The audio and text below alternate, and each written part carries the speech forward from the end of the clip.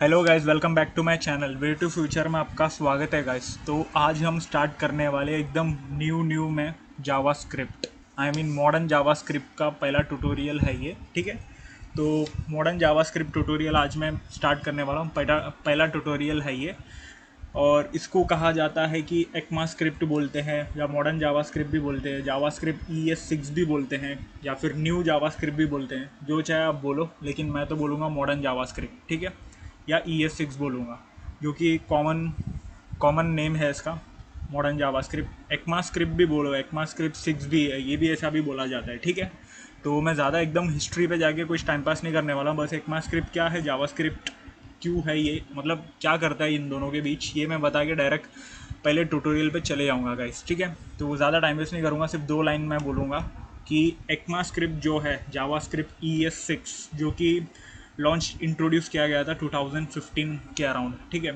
और ECMA script एक ऐसी स्टैंडर्ड है जो कि बताती है जावास्क्रिप्ट प्रोग्रामिंग लैंग्वेज को यूज़ कैसे होना है करके, मतलब बताता है वो एक स्टैंडर्ड लेवल का एक्मा स्क्रिप्ट है ये। ठीक है, जो कि मतलब जावास्क्रिप्ट लैंग्वेज को यूजर्स बताता है।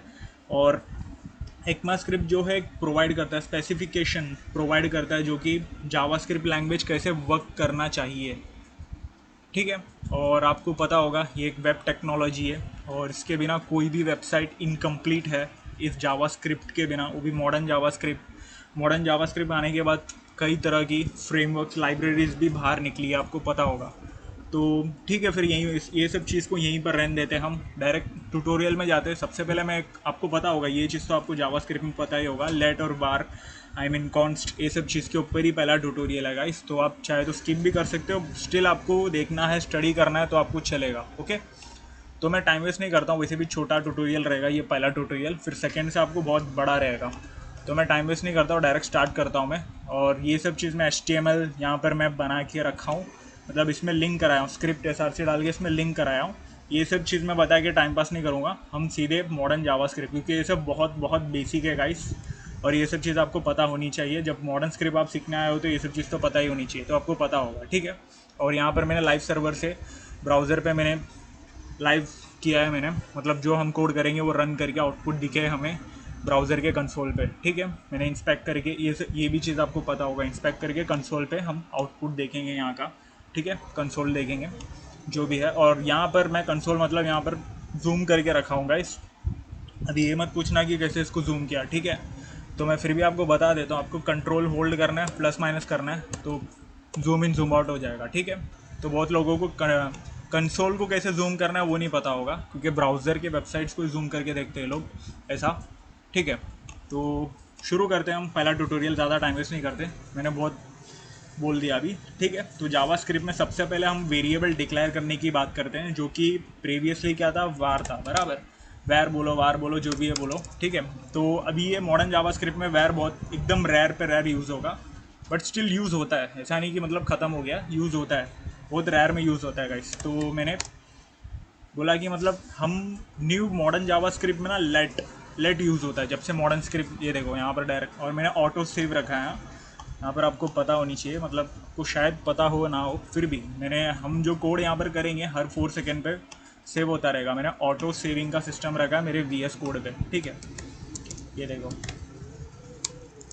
तो मैं आपको बता दूँ, ऑटो सेव, ये देखो ऑटो सेव मैंने ऑन करके रखा है, ऑटो आफ्टर डिले पे रखा है मैंने, मतलब आफ्टर डिले पे 4 सेकेंड के बाद ऑटोमेटिक सेव होता रहेगा। ठीक है, तो ये चीज़ मैंने बता दिया, तो अभी आगे बढ़ते हैं गाइस। तो लेट जो होता है वेरिएबल डिक्लेयर करने का एक मतलब वेरिएबल है, मतलब जिसे हम वेरिएबल डिक्लेयर करते हैं। ठीक है, लेट कीवर्ड बोलते हैं इसको, जो कि हम किसी वेरिएबल को डिक्लेयर करने के लिए यूज़ करते हैं। तो मैं लेट A इक्वल्स टू, और यहाँ पर मैं एप्पल लिख दूंगा, ये सब चीज़ तो पता ही होगा, आपने बैर में किया होगा, एग्जैक्टली सेम है। ठीक है, तो मैं यहाँ पर ये डालता हूँ, और कंसोल डॉट लॉग। ठीक है, तो इसके अंदर हम ए को कॉल कर देंगे, कंसोल डॉट लॉग, ये भी पता ही होगा आपको। ये देखो रन कराया, मतलब रन क्या, मैं तो ऑटोमेटिकली सेव होता है, ऑटो सेव होता है, तो एप्पल यहाँ पर रन हो गया। ठीक है, तो यहाँ पर मैं ये बता देता हूँ। ठीक है, और वह लेट जो होता है ना गाइस, ब्लॉक स्कोप कीवर्ड है, एक ब्लॉक स्कोप्ड कीवर्ड है, मतलब आपको आप समझ रहे होंगे ब्लॉक स्कोप, मतलब आप समझ रहे होंगे। ये देखो, अगर आप यहाँ पर एक ऐसा करली ब्रेसेस यूज़ कर लेते हो, मतलब इसके अंदर आप लेट यूज़ करते हो, ठीक है। तो यहाँ पर एक और बनाना दे देते, बाकी तो कंसोल डॉट लॉग, और यहाँ पर मैं एक कॉल कर देता हूँ, ठीक है। ठीक है, ये देखो बनाना आ गया, एप्पल आ गया, ठीक है। तो ये चीज़ आपको यहाँ पर समझ में आ रहा हो गया मैं क्या कह रहा हूँ। ये देखो ब्लॉक स्कोप्ड, उसके अंदर आप एक करली ब्रेसेस, इस ब्लॉक के अंदर जितनी भी जो आप वेरिएबल डिक्लेयर कर रहे हो इस ब्लॉक के अंदर, ठीक है, वो वेरिएबल जो है वो सिर्फ उस ब्लॉक के अंदर ही रन होगी, बराबर। मतलब उसके बाहर आप उसको कॉल करोगे लेट ए, ये देखो लेट ए, बाहर वाला जो स्कोप है एग्जैक्टली सेम नाम का आप स्कोप नहीं बना पाओगे, इसलिए ब्लॉक, एक स्कोप ब्लॉक इसको कहा जाता है, ब्लॉक स्कोप्ड वेरिएबल, ठीक है। आप समझ रहे होंगे कि मतलब ये देखो यहाँ पर लेट ए है, यहाँ पर मैंने एप्पल डिक्लेयर किया कि मतलब, और फिर मैंने कर्ली ब्रेसेस डाल दिया, उसके अंदर एक और लेट ए डाला, मैंने बनाना डिक्लेयर किया, बराबर। एक वेरिएबल डिक्लेयर किया मतलब बनाना, जो कि स्ट्रिंग है, ये भी आपको पता है स्ट्रिंग है, कंसोल डॉट ए, मैंने उसको आउटपुट दे दिया।